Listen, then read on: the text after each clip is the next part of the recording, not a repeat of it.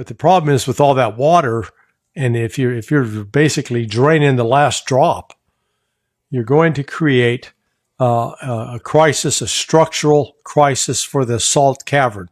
The water mixes with the salt, weakens the wall, the salt cavern collapses in on itself, and then you no longer have a salt cavern to store that in. That's number one. Number two, of that oil that's being drawn out, I'm not sure what the mixture is between sweet crude and sour crude. The U.S. refineries, particularly in the Gulf, 70% of the U.S. refineries across the country are set up to deal with sour crude, heavy crude. That means it's high in sulfur content.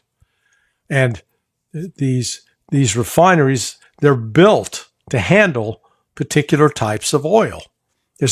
All oil is not created equal. It differs. So depending upon what percent of that oil, the 145 million barrels that they can draw out, what percent of that goes to diesel and aviation fuel? So you now have a global shortage of diesel and aviation fuel because previously, when the oil was flowing from the Persian Gulf at the rate of about 20 million barrels per day, about 2 million of those barrels would make their way to the United States to be processed. Now, 2 million barrels may not sound like a lot, but it is still almost 10%. So it's not inconsequential. But then the other refineries that were getting that oil out of the Persian Gulf were one's in India, or an area in India, the other's in China, and the fourth one, after U.S., India, China, was Japan and South Korea. They get 90% of theirs out of there. So there now is a genuine shortage of diesel and aviation fuel, which means the price of it's climbing and going to continue to climb. So we're on the cusp of a genuine world economic crisis.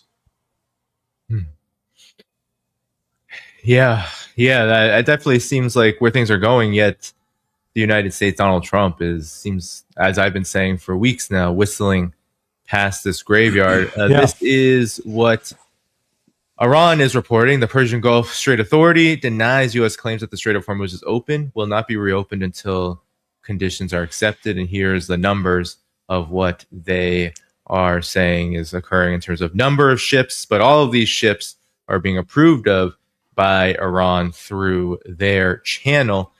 And so, Larry, what does it mean to be approved of from their channel? Is Iran taking fees right now? Iran reported that they've lost quite a lot of money from the blockade in many respects. Are they recouping this from the Strait of Hormuz? What's going on there? To my knowledge, not yet. When it comes time to collect funds, the money's going to be collected in Chinese renminbi or the yuan. So it'll be Chinese currency going into banks connected to China, out of the reach of the United States. So the United States can no longer seize Iranian assets or steal Iranian money. Yeah. Well, that's a game changer. I'm wondering, Larry, maybe talk about, because they put up the Bab el-Mandeb Strait there as well. Any updates on the situation now with Yemen? Surprise attack happened in the last 24 hours on Saudi forces. Yemen has been pounding Saudi positions inside of Yemen, supportive of the so-called southern government. And I'm wondering if you could give an update on what's happening there and why is that situation escalating, despite the fact that the Trump administration is trying to at least put the Iran war on some kind of ambiguous pause, as it is, or as they're trying to do now. There are some fundamental truths in life. You hear about, like, if you're in a hole, first rule of crisis management, if you're in a hole, stop digging. And the Saudis forgot sort of corollary to that is like, if you live in a glass house, don't get in a rock fight with a guy that lives in a quarry and has a brick house, okay? Because they got plenty of rocks to throw.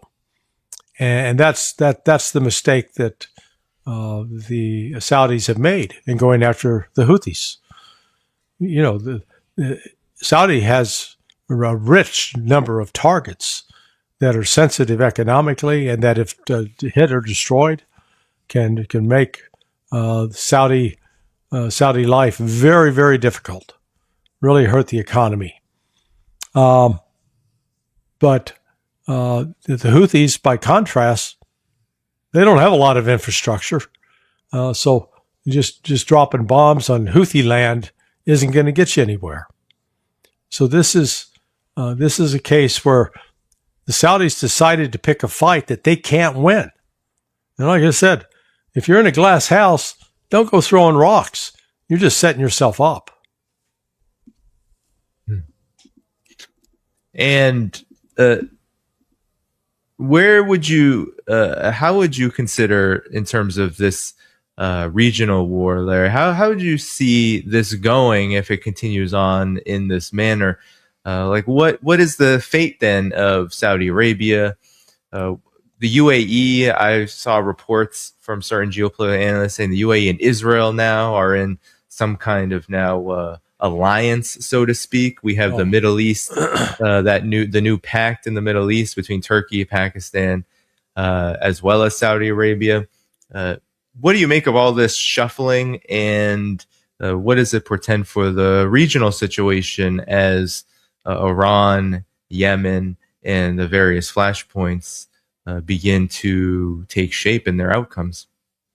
Yeah, there's Meg Ryan and her quote partner. They've been in a relationship for, good God, 45 years, 40 years, never been married. Well, I draw that as a parallel to Israel and the UAE. They're just announcing their relationship. For God's sake, it's been in place for what, 20 years or more? So, it's laughable. Oh, they've got an alliance. Well, no kidding. Sun rises in the east. You got any more news flashes for me? And my sarcasm's not directed at you, Danny, but it's just directed at the cluelessness of these news organizations that write stupid stuff like this, because it has been, it has been the case for quite a while that UAE was seen as a tool of Israel openly. And I forget, I did the wrong cultural reference. It was Goldie Hawn, not Meg Ryan, but still the point is, you take something that's publicly known, it's visible to the public, everything, and then you come out and report it as news. It doesn't make sense. Where did the Saudis go? The Saudis got one out here. Negotiate, settle, surrender. Because otherwise, the Houthis are going to keep breaking them up all day. They're going to keep knocking out ships that try to come through Bab el-Mandab. They're going to force the Saudis to use the Suez Canal. And, you're not going to see the Egyptians bitching about that, because every Saudi ship that comes through the Suez Canal pays a fee. In fact, you could almost maybe make the case that actually the real alliance here could be between the Houthis and the guys in Cairo that control the Suez Canal. That they got a backdoor deal. Yeah, we'll give you 10% of everything that comes through. So the Saudis militarily cannot defeat the Houthis. They've tried that. They've tried various methods. They certainly don't have an army of sufficient size to do it. And their whatever they have in terms of air power is offset by the Houthis' enormous stockpile of missiles. Now, Iran has reported, Larry, that their missile capabilities are only growing. They've updated their missiles, essentially all of them, to have the capability of evading air defenses, changing, I think, almost toward the end of their trajectory to evade air defenses, but also that they are producing missiles at such a high rate that they are highly confident that they can go until that 2029 period and beyond, should they need to use them. I'm wondering about Yemen, though, in Ansar Allah. What are their capabilities? Are they just getting started? The Bab el-Mandeb Strait is partially closed to Saudi shipping and commercial shipping, but there is activity going through it. Is this phase one? Is this step one? Do they have the capabilities of closing it all together? What do you know about that? Yeah, no, I think they do have the capability to close it all together, but they're not going to. They're going to allow ships, particularly ships related to China and Russia, to pass. But, they've already proven that they can't be beat. Or to beat them, it's going to require a level of military investment and risk that the United States certainly wasn't willing to pay or risk. We saw we had two carrier strike groups at one point in the Red Sea trying to shut down the Houthis, and they failed. It was over a 7-week period, and they absolutely failed to shake the Houthis. So, and the Houthis, I mean, these battles, they've been fighting these battles for centuries. And, they don't give up. So it is, this is one of those cases where the Saudis they picked a fight with the wrong critter. Yeah.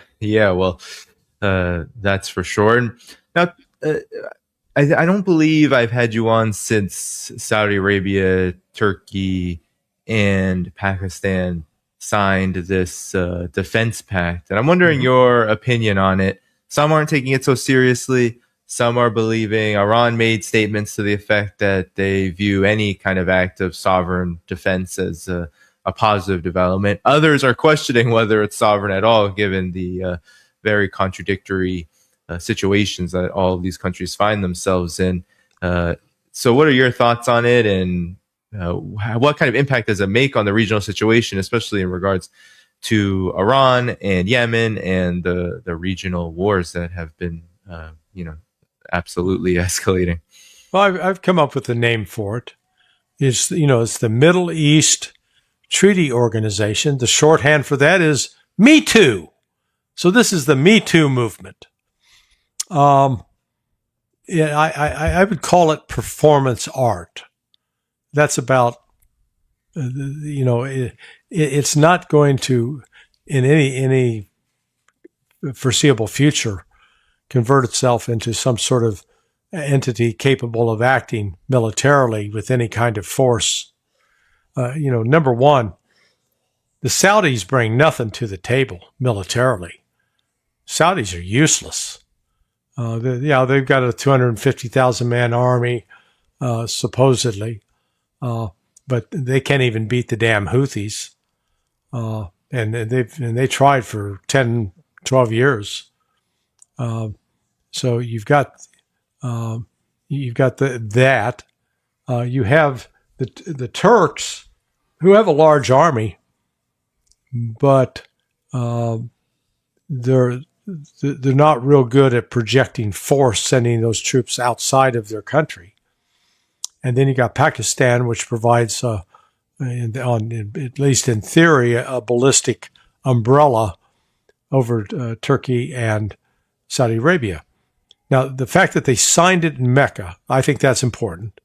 That was symbolic, making sure they're making a declaration about the Islamic nature of this accord. Because if it was really secular, they would have signed it in Riyadh. But they made a point that Erdogan and Sharif, the foreign minister, the prime minister of Pakistan, were on hand to sign it in Mecca. So there was basically saying to the world, this is a Muslim thing.